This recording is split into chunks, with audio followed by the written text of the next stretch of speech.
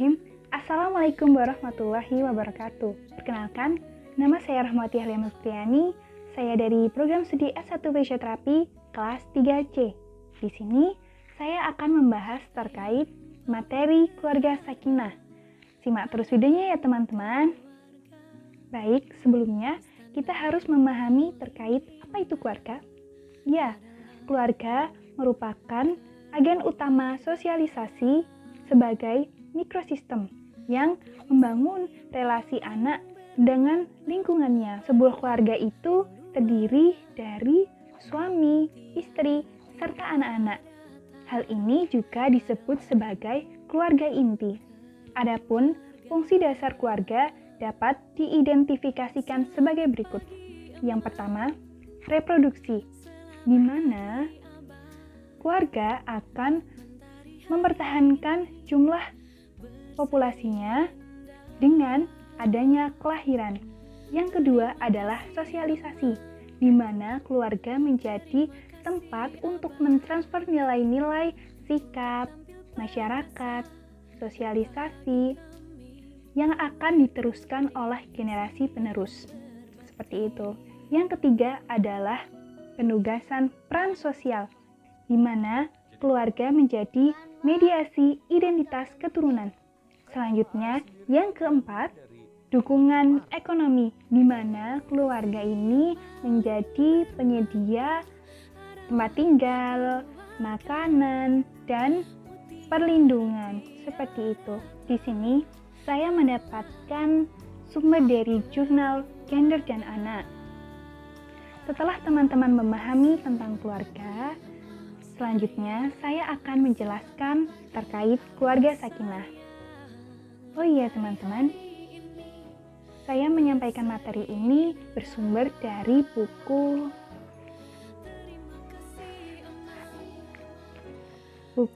Tuntunan Menuju Keluarga Sakinah.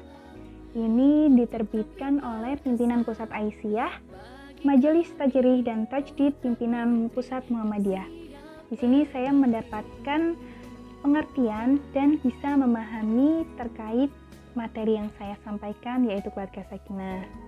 Keluarga sakinah merupakan dambaan setiap insan dalam memasuki bahtera rumah tangga.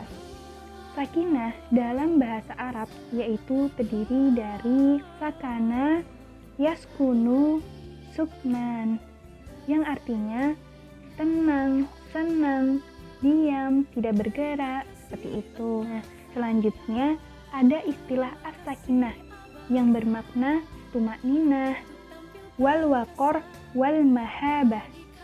Artinya ketenangan, kemuliaan, dan kehormatan. Masya Allah. Kata sakinah dalam Al-Quran itu disebutkan sebanyak 6 kali loh. Penggunaan kata sakinah ini pada dasarnya bermakna bahwa sakinah itu adalah perasaan tenang yang datang dari Allah Subhanahu wa Ta'ala. Salah satunya adalah yang dimaksud ayat tersebut dalam surah Quran ke-9, yaitu surah At-Taubah ayat 26 yang berbunyi, A'udzubillahi minasyaitonirrajim, Bismillahirrahmanirrahim.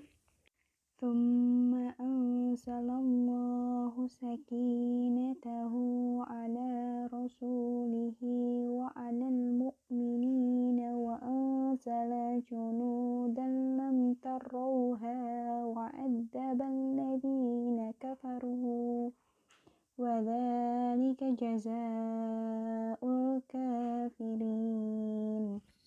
Yang artinya Allah menurunkan sakinahnya kepada Rasul-Nya dan kepada orang-orang yang beriman, dan Allah menurunkan bala tentara yang kamu tiada melihatnya, dan Allah menimpakan bencana kepada orang-orang kafir. Demikianlah pembalasan kepada orang yang kafir. Munculnya istilah keluarga sakinah merupakan firman Allah yang terdapat pada surah Ar-Rum ayat ke-21. yang berbunyi, A'udzubillahi minasyaitonirrajim, Bismillahirrahmanirrahim. ومن آياته أن خلق لكم من أنفسكم أزواجا لتسكنوا إليها وجعل بينكم مودة ورحمة إن في ذلك لآيات لقوم يتفكرون. Yang artinya, dan di antara tanda-tanda kekuasaannya ialah Dia menciptakan istri-istri dari jenismu sendiri, supaya kamu cenderung dan merasa tentram kepadanya. Dan dijadikannya di antaramu rasa kasih sayang. Sesungguhnya, pada yang demikian itu benar-benar terdapat tanda-tanda bagi kaum yang berfikir. Surah ini menyatakan bahwa berumah tangga atau berkeluarga adalah wujud untuk mewujudkan ketentraman atau ketenangan yang berdasarkan mawaddah warahmah atau saling mencintai dan penuh kasih sayang. Sakinah ini merupakan hasil berkembangnya mawaddah dan warahmah, di mana ini sebagai rasa saling mencintai, menyayangi dengan penuh tanggung jawab dan penghormatan. Selanjutnya, suami istri itu memiliki rasa saling pengertian, penghormatan, dan rasa tanggung jawab. Keluarga sakinah dibentuk berlandaskan adanya tauhid, yaitu adanya kesadaran bahwa semua proses dalam berkeluarga dipusatkan kepada Allah Subhanahu wa Ta'ala. Landasan tauhid diterapkan dalam proses pemilihan pasangan, serta dalam proses pencapaian kebahagiaan dan kesejahteraan dalam berkeluarga. Selanjutnya, asas keluarga sakinah. Asas ini terdiri dari 5 asas, yaitu yang pertama adalah asas karomah insaniyah. Asas ini menempatkan baik laki-laki maupun perempuan sebagai makhluk Allah yang memiliki kemuliaan dan kedudukan utama. Yang kedua adalah asas hubungan kesetaraan, di mana antar anggota keluarga dalam keluarga sakinah itu memiliki kesetaraan. Yang ketiga adalah asas keadilan. Dalam bahasa Arab, keadilan merupakan yang menempatkan sesuatu pada tempatnya. Yang keempat adalah asas mawaddah warahmah atau kasih sayang. Mawaddah adalah kasih sayang yang berinteraksi melalui fisik, sedangkan warahmah adalah kasih sayang yang berinteraksi melalui batin. Yang kelima adalah asas pemenuhan kebutuhan hidup. Manusia sejatinya memiliki kebutuhan yang harus dipenuhi oleh keluarga, seperti kebutuhan spiritual, yaitu mencari, berlindung, dan mendekat kepada Allah Subhanahu wa Ta'ala. Yang kedua adalah kebutuhan ubudiyah. Kebutuhan ini adalah untuk menghamba dan mengabdi kepada Allah Subhanahu wa Ta'ala. Selanjutnya, manusia memiliki potensi kekhalifahan, di mana kesadaran untuk berperilaku.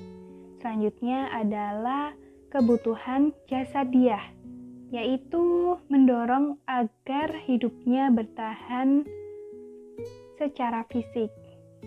Selanjutnya, manusia membutuhkan berpikir. Ini untuk menerapkan, belajar, dan mengembangkan potensi diri manusia tersebut. Selanjutnya, saya akan membahas terkait tujuan pembentukan keluarga sakinah, yaitu tujuan pembentuknya keluarga sakinah ini sebenarnya memiliki 2 tujuan utama yang terkait dengan ekstensi kemanusiaan kemanusiaan, dan kemasyarakatan. Hal ini untuk merealisasikan misi utama diciptakannya sebagai manusia. Selanjutnya, fungsi keluarga sakinah. Yang pertama adalah fungsi keagamaan. Fungsi ini mendorong keluarga agar menjadi keluarga yang bertakwa, berakhlakul karimah, dan taat. Yang kedua adalah fungsi reproduksi.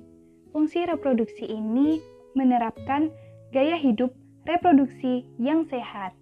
Yang ketiga adalah fungsi peradaban. Fungsi ini menempatkan budaya luhur dengan dijiwai spirit keislaman. Yang keempat adalah fungsi cinta kasih keluarga. Fungsi ini bertujuan untuk membentuk interaksi penuh cinta dengan sesama anggota keluarga. Selanjutnya, yang kelima adalah fungsi perlindungan. Fungsi ini untuk memberikan perlindungan fisik, mental, maupun moral. Dan yang keenam adalah fungsi kemasyarakatan ini untuk membangun keharmonisan dan berinteraksi sosial antara masyarakat. Yang ketujuh adalah fungsi pendidikan keluarga. Ini mencakup intelektual, emosional, dan spiritual. Dan yang kedelapan adalah fungsi ekonomi.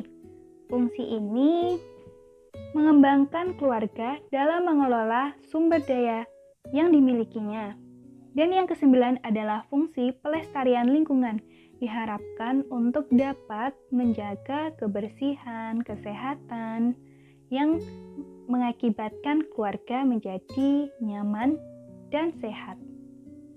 Selanjutnya, yang ke-10 adalah fungsi rekreasi. Rekreasi ini adalah digunakan ketika anggota keluarganya sudah melakukan aktivitas seperti belajar, bekerja, sehingga dapat menghilangkan rasa penat.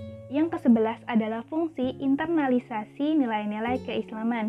Dalam kehidupan berkeluarga Muhammadiyah dituntut untuk keteladanannya diterapkan dalam kehidupan sehari-hari. Selanjutnya, yang ke-12 adalah fungsi kaderisasi. Fungsi kaderisasi ini untuk menyiapkan anak-anaknya agar dapat menyempurnakan, meneruskan dalam berdakwah. Nah, itulah materi dari keluarga sakinah. Dan saya sekarang akan memberikan sedikit cerita tentang penerapan keluarga sakinah di cerita kehidupan keluarga Rasulullah dan Khadijah.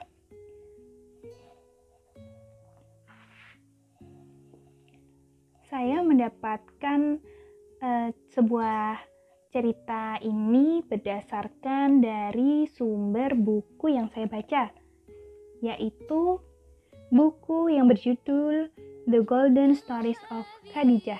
Ini ditulis oleh Badiatul Rozikin. Nah, ini juga sudah national bestseller. Jadi, dalam buku ini menjelaskan bahwa rumah tangga Rasulullah dan Khadijah dapat dijadikan sebagai teladan. Bagaimana bisa dikatakan teladan? Karena sepasang suami istri ini menjalani kehidupan yang hidup harmonis, berlandaskan cinta dengan keikhlasan dan saling pengertian dan menghargai suami istri, di mana suami mendapatkan pelayanan yang baik dari sang istri yang salihah, yaitu Khadijah, dan sedangkan Rasulullah tampil sebagai suami yang memiliki akhlak baik, jujur, mulia akhlaknya, dan budi pekerti yang baik. Masya Allah, Rasulullah dan Khadijah ini menjalani kehidupan sehari-hari dengan naungan cinta dan kemesraan serta kesetiaannya yang tiada taranya.